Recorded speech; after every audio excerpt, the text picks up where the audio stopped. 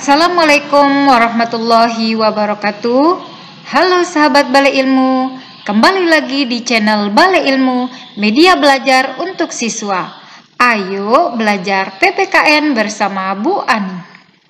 Selamat kepada sahabat Balai Ilmu yang telah menyelesaikan materi pada semester 1 kelas 8. Pada video ini kita akan membahas materi kelas 8 semester 2, yaitu Semangat Kebangkitan Nasional tahun 1908.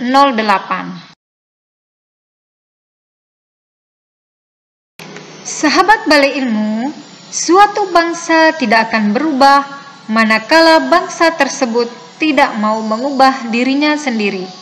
Bangsa Indonesia tidak mungkin menjadi bangsa yang bebas merdeka seperti yang kalian rasakan saat ini, apabila tidak ada usaha untuk bangkit dan melepas diri dari penjajahan. Kesadaran bangsa Indonesia untuk bangkit tumbuh seiring lahirnya generasi muda terdidik dan peduli terhadap kemerdekaan Indonesia. Nah, sahabat Balai Ilmu, simak terlebih dahulu materi apa saja yang akan kita bahas pada bab 4 ini. Pada bab 4 ini, kita akan membahas 3 materi, yaitu yang pertama, kondisi bangsa Indonesia sebelum tahun 1908. Yang kedua, perintis kebangkitan nasional dalam perjuangan kemerdekaan Republik Indonesia. Dan yang ketiga adalah mewujudkan persatuan dan kebanggaan sebagai bangsa, wujud nilai kebangkitan nasional. Nah, sahabat Balai Ilmu, sebelum kita membahas materi subbab A mengenai kondisi bangsa Indonesia sebelum tahun 1908, perhatikanlah kompetensi dasar berikut ini dan indikator keberhasilan yang akan dicapai setelah melaksanakan proses pembelajaran ini. Adapun kompetensi dasarnya adalah, setelah melalui proses pembelajaran, siswa diharapkan dapat mendeskripsikan kondisi bangsa Indonesia sebelum tahun 1908, menunjukkan sikap saling kenal mengenal, sikap memaafkan kesalahan orang lain, dan semangat kebangkitan nasional 1908. Nah, kemudian indikator keberhasilannya adalah siswa dapat menguraikan sejarah masuknya Eropa ke Indonesia. Dan yang kedua, siswa dapat menguraikan perjuangan para ulama atau kaum bangsawan melawan penjajah. Sahabat Balai Ilmu, pernahkah sahabat mendengar lagu Bangun Pemuda-Pemudi ciptaan Simanjuntak berikut ini? Silahkan sahabat menyanyikan di rumah masing-masing. Kemudian, apa yang sahabat Balai Ilmu rasakan dan pikirkan pada saat menyanyikan lagu nasional Bangun Pemuda-Pemudi? Untuk mengembangkan sebanyak mungkin informasi yang sahabat ingin ketahui, silakan buat daftar pertanyaan yang berkaitan dengan kebangkitan nasional. Tulis pada kolom komentar di bawah ini ya. Sahabat Balai Ilmu, berikut adalah sejarah masuknya bangsa Eropa ke Indonesia secara singkat. Rusaknya ekonomi Eropa akibat peperangan dan berkembangnya teknologi pelayaran pada abad ke-15 menyebabkan negara-negara di Eropa melakukan ekspedisi untuk mencari sumber-sumber ekonomi baru ke seluruh dunia. Ekspedisi ini banyak menemukan sumber ekonomi dan lahan baru untuk dilakukannya perdagangan. Ternyata kemudian bangsa Eropa tidak hanya melakukan perdagangan, melainkan langsung menguasai dan menjajah negara-negara yang mereka anggap baru ditemukan. Sahabat Balai Ilmu, awal dimulainya penjajahan Belanda di Indonesia dimulai sejak didirikannya VOC pada tanggal 20 Maret 1602. Sejak VOC berdiri, dimulailah berbagai bentuk kekerasan yang menimpa rakyat Indonesia. Penderitaan rakyat Indonesia terjadi dalam berbagai segi kehidupan. Di berbagai daerah, VOC melakukan tindakan dengan melaksanakan politik divide et impera, adu domba, yaitu saling mengadu domba antara kerajaan yang satu dan kerajaan yang lain, atau mengadu domba di dalam kerajaan itu sendiri. Politik adu domba yang makin melemahkan kerajaan-kerajaan di Indonesia dan merusak seluruh sendi kehidupan masyarakat. Sahabat Balik Ilmu, bangsa Indonesia semakin menderita ketika Denles berkuasa.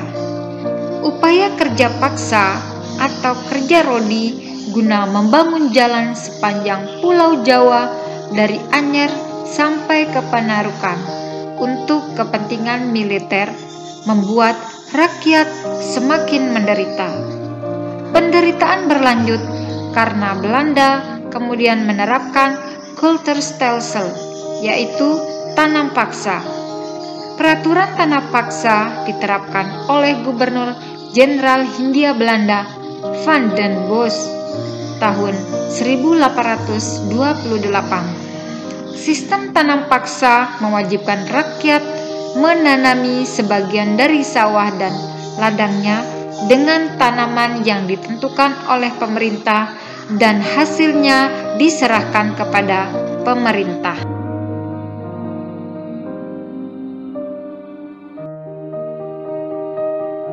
Sahabat Balik Ilmu, tanam paksa menyebabkan rakyat diperas bukan hanya tenaga, melainkan juga kekayaannya, sehingga mengakibatkan banyak sekali rakyat yang jatuh miskin. Di pihak lain, penjajah mendapatkan kekayaan bangsa Indonesia yang berlimpah untuk membangun negara Belanda dan menjadi negara kaya di Eropa. Sahabat Balik Ilmu, perjuangan melawan penjajahan dipimpin oleh ulama atau kaum bangsawan. Penderitaan bangsa Indonesia menumbuhkan benih perlawanan di berbagai daerah. Perjuangan melawan penjajah dipimpin ulama atau kaum bangsawan seperti Sultan Hasanuddin di Sulawesi Selatan, Sultan Ageng Tirtayasa di Banten, Tuanku Imam Bonjol di Sumatera Barat, dan Pangeran Diponegoro di Jawa Tengah, memimpin perjuangan rakyat melawan penjajah. Perjuangan rakyat untuk mengusir penjajah belum berhasil. Hal ini disebabkan perjuangan masih bersifat kedaerahan dan belum terorganisasi secara modern. Sahabat Balik Ilmu, penderitaan yang dialami bangsa Indonesia menyadarkan beberapa orang Belanda yang tinggal atau pernah tinggal di Indonesia, di antaranya Baron van Houvel, Edward Douwes Dekker, dan Mr. van Deventer. Edward Douwes Dekker terkenal dengan nama samaran Multatuli dan menulis buku Max Havelaar pada tahun 1860. Buku ini menggambarkan bagaimana penderitaan rakyat Lebak akibat penjajahan Belanda. Mr. van Deventer mengusulkan agar pemerintah Belanda menerapkan politik balas budi atau etis politik. Politik balas budi terdiri dari 3 program, yaitu edukasi, transmigrasi, dan irigasi. Sahabat Balik Ilmu, atas desakan berbagai pihak, akhirnya pemerintahan Belanda menerapkan politik balas budi. Politik balas budi bukan merupakan kepentingan rakyat Indonesia, melainkan untuk kepentingan pemerintah Belanda. Contohnya, irigasi dibangun untuk kepentingan pengairan perkebunan milik Belanda. Kemudian pembangunan sekolah atau edukasi bertujuan untuk menyediakan tenaga terampil dan murah. Sahabat Balik Ilmu, di sisi lain, pembangunan sekolah melahirkan dampak positif bagi bangsa Indonesia, yaitu munculnya masyarakat terdidik atau mulai memiliki pemahaman dan kesadaran akan kondisi bangsa Indonesia yang sebenarnya.